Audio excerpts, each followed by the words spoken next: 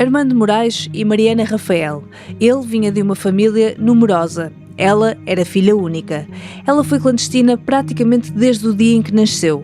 Ele estava a entrar nesse mundo dos nomes falsos e das profissões fictícias. Juntaram-se numa casa, em Lisboa, como um casal, só para as aparências. Cada um deles até comprou uma aliança. Já tinha a aliança no dedo. Eu comprei. A Mariana comprou uma de PXB. 3 meses depois, já não fazia sentido ser apenas assim. Para os vizinhos, exteriormente, éramos um casal, mas de facto não éramos. E depois, ao fim de 3 meses, resolvemos que sim, que éramos. Para além de camaradas, passaram também a ser companheiros. Até hoje.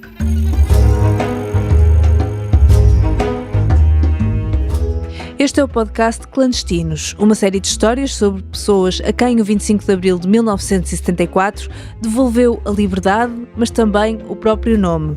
Eu sou Inês Rocha. Neste episódio, o jornalista Marco Vaza conta a história de Armando Moraes e Mariana Rafael, que se conheceram e se apaixonaram na clandestinidade.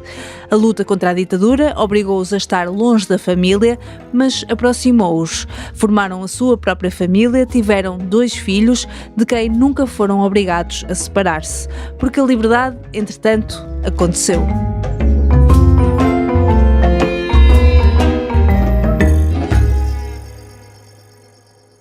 Eu costumo dizer, na minha vida aconteceu. Num teatro, atores por ordem de entrada em cena, depois vêm os nomes, o primeiro, o segundo. O primeiro foi, assim, das coisas boas, foi o Armando. Depois o Sérgio e a Catarina. E depois o 25 de Abril, isto por ordem cronológica. Tive uma sorte incrível porque o Armando podia ser um estafermo. Podia ser um... Também houve. Eu também tive sorte, não é? Pronto, mas eu tive sorte. Esta não é uma casa clandestina.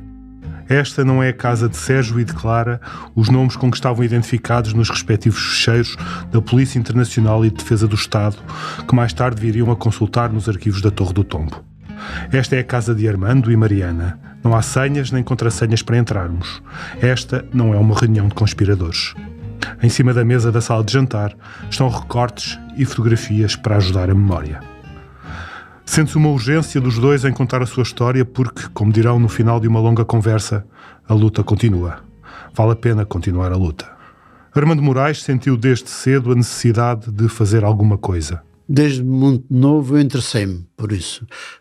É curioso, quem me falou do Partido Comunista Português foi a minha avó, tinha eu 14 anos. Ela disse, olha, eu ia visitar o teu tio, estava preso em Caxias, ia com a mãe do Otávio Pato, íamos no comboio, íamos lá visitar, e a partir daí, e sempre que ou lia ou encontrava documentos, acontecia muitas vezes no caminho para a empresa de Vila Franca, espalhavam documentos, avantes e outras tarjetas, né? E eu interessava-me, sempre lia, e fiquei ligado. Mariana Rafael nasceu na clandestinidade. Os pais operavam uma tipografia clandestina do Partido Comunista Português, mas a luta já vinha de trás. O meu avô, pai da minha mãe, foi um dos fundadores do Partido Comunista. E eu tenho ainda aí uma fotografia do meu avô quando ele vinha a Lisboa, antes do golpe de Estado de 1926, o golpe de Estado do fascismo, que ele está aqui na lapela tem uma estrela de 5 pontas. Não sei se lá dentro tinha qualquer coisa, devia ter a foice e o martelo, mas não se consegue ver. Depois, estava a presidir ao 2º Congresso do Partido Comunista, que ainda era com muito pouca gente, não é? E deu-se o golpe de Estado. E o Congresso não chegou ao fim, e ele voltou para Valdevargo, e depois, a partir de 10 anos depois, morreu. Foi preso, foi muito torturado, e só viveu 10 anos mais. E a minha mãe era uma das filhas, veio para a clandestinidade, sozinha, ela tinha muito orgulho nisto, porque muitas camaradas vinham, os maridos vinham e elas vinham, mas ela não. Ela veio sozinha, ela era uma mulher muito enérgica, e depois conheceu o meu pai. Depois eu nasci em 1949, ali na Penalva, no concelho aqui do Barreiro, na freguesia de Coina, Foi aí que se faziam jornais clandestinos, aí fazia-se o camponês, faziam-se tarjetas. Era uma casa no meio de uma vinha, terra batida, com telha vã. A clandestinidade teve o seu preço desde muito cedo na vida de Mariana. Com 2 anos e meio já falava bem, muito bem, bem demais. Fui às compras com a minha mãe, a uma mercearisita, e uma vizinha que era uma joia de pessoa, mas não sabia de nada, porque não podia saber. Disse assim: Marianinha, então vais às compras com a mãezinha, toda contente. Sim, a Marianinha ainda falava assim na terceira pessoa. A Marianinha foi às compras com a mãe, o paizinho ficou em casa a fazer pregos. Pregos eram os caracteres e que o meu pai me dizia que era um prego quando eu perguntava o que era aquilo. E pronto, a partir daí os pais tiveram que se separar de mim. Fartaram-se, coitados, sofreram bastante. Nessa altura, quando fiz 7 anos, pouco depois, voltei para o pé dos meus pais, que continuavam na clandestinidade, e nessa altura deixei de ser Mariana, passei a ser Maria, porque tinha que mudar de nome, tinha que ter um pseudónimo, mas tinha que ser uma coisa parecida, um nome parecido com o meu, para não fazer assim um curto-circuito completamente. E pronto, e depois só usei o meu verdadeiro nome, portanto vários nomes, sobretudo Clara era o que se manteve mais, e só voltei a ter o meu nome 18 anos depois. Voltei a Valdevargo, já em liberdade, mas a minha avó não me conhecia, que eu tinha saído lá com 7 anos. Ela era uma pessoa importantíssima para mim. É que fez-me impressão, ainda hoje, quando me lembro, é ela a perguntar quem é, para a minha tia. Armando e Mariana mal se conheciam quando a clandestinidade os juntou numa casa em Lisboa, em 1970. Olha, nós fomos então viver, o Armando tinha que deixar a vida normal, passar a mergulhar na clandestinidade, e eu fui, arranjei um parte de casa na tal Rua Angelina Vidal, e nós não nos, quer dizer, conhecíamos, tínhamos visto no Vereador do Trabalho do Partido, montámos a casa para os vizinhos exteriormente, éramos um casal, mas de facto não éramos. Depois, ao fim de 3 meses, resolvemos que sim, que éramos. Decidimos, até hoje. E pronto, durou até hoje. Pronto, isso foi assim, e foi a minha sorte grande, porque voltei a ter o contacto com uma pessoa normal, porque a vida na colegiada não era nada normal. E sim, mesmo que tivesse uma pessoa como desse uma criança, ou crianças, era sempre com um nome falso, com uma identidade falsa, nunca podia. É uma coisa difícil de explicar. Por exemplo, imagino que eu ia para a moita, eu tinha que meter no transporte para ir para a moita, mas meter na cabeça que ia para a moita, não perdia-me, não sabia onde é que ia, e ao mesmo tempo de saber, se alguém me perguntasse, eu não podia dizer que ia para a moita, eu dizia que ia para Alhos Verdes, ou para o Barreiro, ou para o... Isto parece que não, na altura parecia que não gostava nada, embora era pesado, mas mais tarde deixa marcas. Quando falaram connosco para montarmos a casa, não é?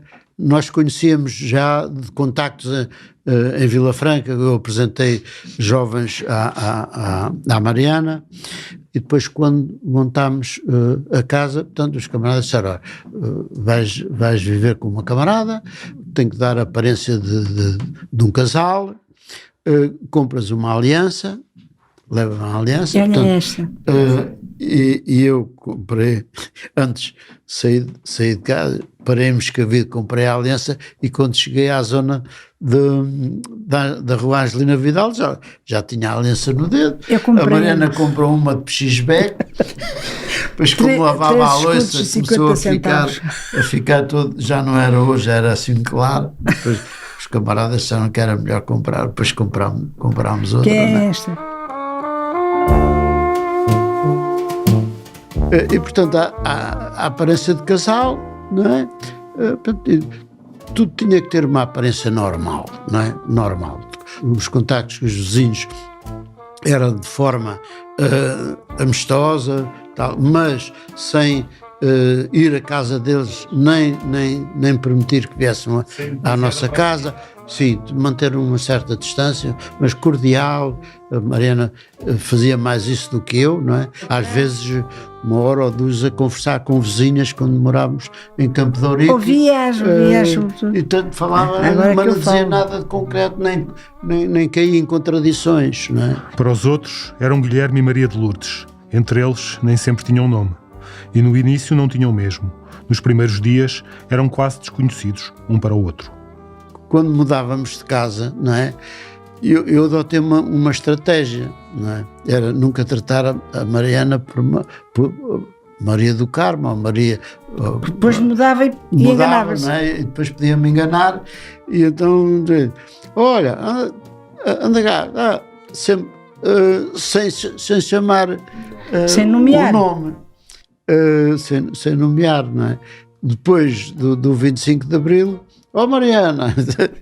E eu fiquei muito admirada. Quer dizer, para mim foi uma novidade. Eu tratava por pseudónimo. Mas o Armando, por esta razão, para não se enganar, eu algumas vezes enganava-me, mas era dentro de casa. Estávamos sozinhos muitas horas, não é? Nós conversávamos muito, não é? Mas com cuidados conspirativos. Nem eu sabia o nome do Armando, nem ele sabia o meu. Nós éramos camaradas. É preciso ver que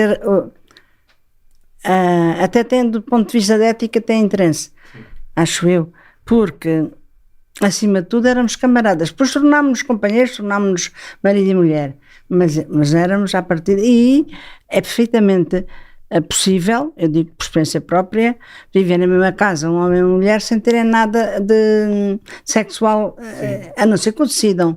Antigamente havia muita confusão com o respeito, não sei o quê. O respeito é o respeito que nos merece o indivíduo. É a liberdade, e uns vão levar por liberdade tudo isso, são direitos individuais. E depois gostamos um do outro, podíamos juntar, e foi, ainda bem que o fizemos para mim, o Armando. E depois o Armando é de uma família que a avó da mãe teve 13 filhos e criou-os todos. Ora, uma família enorme, com muita gente, uma família, era aquilo que eu gostaria de ter tido. Juntos, como camaradas e companheiros, Armando e Mariana desempenhavam papéis diferentes neste núcleo conspirativo. Armando desenvolvia o seu trabalho junto dos trabalhadores em várias empresas.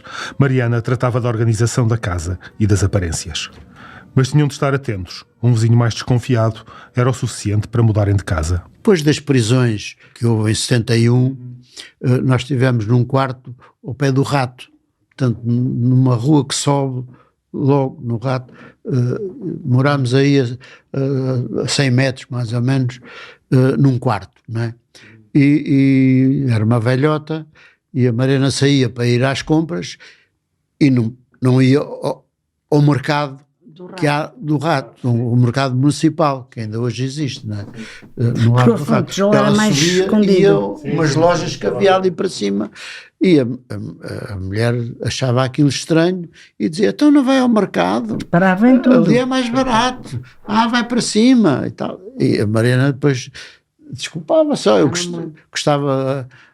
gosto mais de ir ali, ou coisa assim, né? Mas, portanto, ao fim do mês saímos dali, porque a mulher controlava-nos as saídas, a entrada, tudo estava sempre à janela. Em 4 anos, Armando e Mariana moraram em 5 casas diferentes. Foi numa casa em Campo de Ourique que estiveram mais tempo, 2 anos. Uma casa onde podiam fechar a porta e, tanto quanto possível, sentirem-se livres. Portanto, no fascismo, a moral era a moral salazarista, bolorenta, horrorosa. Os rapazes estudavam numa sala, as raparigas noutra. Se os rapazes apareciam ali sentado num banco ali perto, no seu masculino, os guardas punham-nos a correr dali para fora. Quer dizer, era uma moral hipócrita, sabuja, nojenta. Não, estes adjetivos não são demais. Não, era horrível.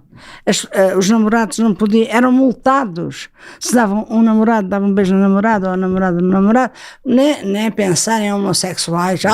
Não, isso não havia. Havia, a natureza sempre houve, mas era aquilo tudo fingido. Mas a clandestinidade era muito má, mas preservou-me de coisas dessas coisas. Portanto, na minha casa, naquele microcosmos, era tudo completamente diferente. Era a igualdade entre homem e mulher, era os homens e as mulheres eram seres livres dentro das suas limitados pelas suas questões pessoais, mais nada. E não havia essa falsa moralidade. E também se sentiram confiantes para fazerem a família crescer. Primeiro veio o Sérgio, depois a Catarina. Mesmo na clandestinidade, o nascimento dos 2 bebés correu sem problemas. Mas havia sempre o risco de não conseguirem estar juntos. Nunca aconteceu, por 3 meses. Olha, para mim o que foi diferente era, e para mim, para o Armando, claro, era depois termos nos separado deles. Quando isso chegou a acontecer? Não, o 25 de Abril não deixou. Foi o 25 de Abril. Foi o 25 porque de Abril. Isso estava por pouco tempo. Era, depois nós já tínhamos decidido para onde é que ele ia. Mas depois não foi ia preciso. Para o Alentejo. O mais difícil de ter filhos na clandestinidade era lidar com quem estava de fora. É a questão de compreender a luta na sua profundidade, não é? Portanto, da parte da minha família também não havia problema, são pessoas boas, sérias e portanto, mas aquela compreensão, digamos, da luta, portanto, não havia essa compreensão e mesmo sem querer podia-se ir passando a ideia para os filhos que o teu pai podia estar cá e não está. Portanto, a ideia de que os pais se calhar não foi o melhor andarem nessa vida perigosa fugidos, e isso aconteceu com alguns filhos de camaradas que depois acabaram por, digamos, ter marcado distâncias em relação aos pais e não compreendem, eles próprios não compreenderem. Em 4 anos, Armando e Mariana nunca foram presos. Conseguiram sempre escapar. Mariana, oficialmente, não existia. Já Armando chegou a ter a sua fotografia do tempo em que ainda era legal, publicada em vários jornais e divulgada na televisão.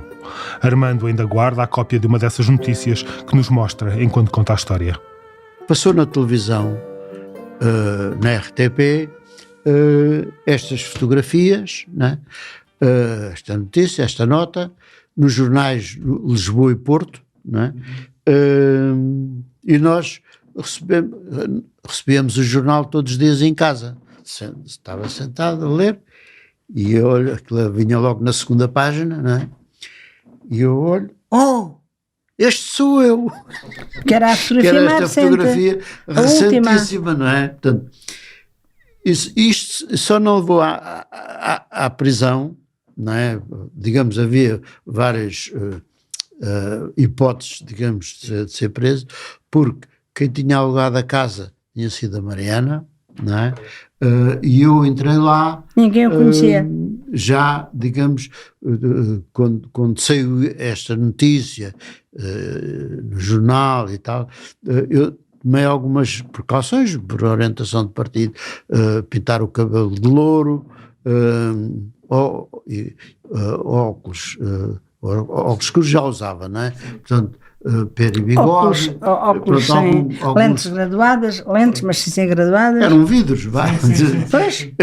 E tomei alguma destas precauções e o porteiro, ali ninguém me conhecia, o vizinho, o próprio porteiro viu-me passar para o elevador, assim nessas condições. Depois falamos e tal. E nunca mais falámos, não é? Portanto, ali não era conhecido, portanto, foi uma sorte. Esta notícia teve um impacto grande na minha família e na terra. Não é? Portanto, as pessoas iam todas para o café ver a televisão. Eu, quando fui para a clandestinidade, depois já escrevi uma carta, deixei à minha mãe. Estou farto disto e tal, aqui, vou para a França, ou para a Alemanha, que já não me lembro os termos, e também dizia aos amigos, não é? Qualquer dia vou para a França, vou para a Alemanha e tal. Andava sempre a dizer isto. E então, quando viram, pronto, ele, afinal, está cá, porque eles dizem aqui que ainda não foi possível capturar A, B, C, que são nós 4, por viverem em parte incerta, com nomes falsos e falsas profissões. portanto, dizem aqui. Portanto, mas isto tinha a função de nos prender, não é? Armando manteve o cabelo loiro até ao final da ditadura. Agora o cabelo está branco. Estar sempre em tensão, a desempenhar um papel, a usar uma máscara, teve os seus efeitos, sobretudo em Mariana, que precisa de ser convencida por Armando a recordar esses tempos. Esta conversa que estamos aqui a ter, eu faço com mais, sem grandes... Até, e a mim ainda me custa. E a Mariana custa. E, portanto, recordar. Às vezes tem que se convencer, tenho que ajudar a convencer a participar nestas coisas. A Conceição Matos, a companhia, Domingos Abrantes e a Conceição Matos. Ainda hoje ela conta aquilo, e ainda bem que conta, porque as pessoas percebem muito bem como é, mas ela depois tem noites e noites não dorme. Eu dormia sempre muito bem. Dorme, porque sei lá. Eu comecei a ter problemas muito cedo. Eu comecei a tomar medicamentos para dormir depois da minha filha nascer, antes não podia tomar. E depois havia uma coisa tramada. Quando eu já podia tomar, o sistema nervoso é uma coisa muito complexa e muito estranha. Eu ia começar a dormir depois de tomar um medicamento que ainda me lembro o nome. Mas depois havia qualquer coisa dentro de mim, era uma onda para dormir do medicamento, e havia uma coisa que revertia aquilo tudo e eu não dormia. Por isso é que eu digo, o sistema nervoso é uma coisa levada, não há nada mais complexo, não é? A gente não dava que estava em tensão, não é? Mas o nosso corpo dá. Pois, por exemplo, ir na rua, não é? Estar sempre atento. Um carro, quem vinha, passou, que passava, passou 2 vezes, passou 3 vezes. Sempre estado de alerta, sempre estado de alerta, não é? Sempre estado de alerta. A gente estava mentalizado para ser preso em qualquer altura, não é? A gente sabia em qualquer altura podia ser preso e ter mentalizado para isso, e ler aqueles livrinhos dos Se Fores Preso, Camarada. Depois de 4 anos na clandestinidade, chegamos a um certo dia do mês de abril, no ano de 1974. O Armando levantou-se, quer dizer, eu levantei-me primeiro porque a padeira ia-nos, portanto, ainda entregavam pão à porta e tínhamos uma padeira. Então eram 6:30 da manhã, para aí ela vinha muito cedo. Então eram 7 horas, para aí assim. Ela bateu à porta e eu fui atender. E disse, olha, eu não tenho aqui trocado, se calhar tenho que pagar amanhã. Ela estava muito agitada, ela não era uma mulher muito calma, mas ela estava muito agitada e disse assim, ai, não me interessa, paga-me depois, eu quero ir para casa já, eu tenho pressa que ir para casa já, porque a tropa anda toda na rua, foi a primeira vez que eu me percebi, do 25 de Abril, foi a padeira a dizer que é já para casa porque a tropa anda toda na rua. Isto, a tropa andar toda na rua mete-me medo, naquela altura um medo terrível, porque a tropa é uma coisa que mete medo. Normalmente a tropa está ligada a coisas más, violência, armas e tudo. E havia um perigo muito grande, e falava-se de um golpe do Cousa da Arriaga, que era o homem dos paraquedistas, era muito mau, e o general Cousa da Arriaga, e ele dava-se para fazer uma causada, que era porque as coisas não estavam aí por caminho, a guerra não tinha fim, aquilo não... Então, ia para a direita. O Marcelo estavam descontentes com o Marcelo Caetano, a Primavera Marcelista. Então, o Armando, entretanto, tinha-se levantado e vinha pelo corredor, ouviu aquela conversa, e eu disse, ai Armando, isso é um golpe do Cousa. Ficámos assim os dois, ligámos o rádio e começámos a ver que só havia música daquela... Geralmente é quando havia problemas muito graves, ou morria alguém, ou sei lá o quê. E depois fomos parar ao rádio português e calhou logo ali, aqui posto de comando das Forças Armadas, a voz do Joaquim Furtado e o Luís Filipe Costa. E o Armando ouve aquilo, ouve aquilo, ficámos a olhar um para o outro. No princípio não se percebeu muito bem, mas havia ali coisas que no comunicado se dizia que o Armando foi buscar o chapéu e disse, olha que isto é bom. Espera aí, nós estamos aí. E eu tinha estado a ver, mas tínhamos esquecido. O programa, nós tínhamos rádio. Uma síntese do programa do MFA. Do MFA, tínhamos. E eu começo a ler aquilo, que parecia a transcrição do programa, do nosso programa, do Rumo à Vitória. Há coisas muito boas. E eu digo, isto é bom. isto é bom. Pusemos outra vez a ver o rádio e cada vez ficámos mais entusiasmados a perceber que aquilo não era do Colusa, não era. Aquilo era uma coisa boa.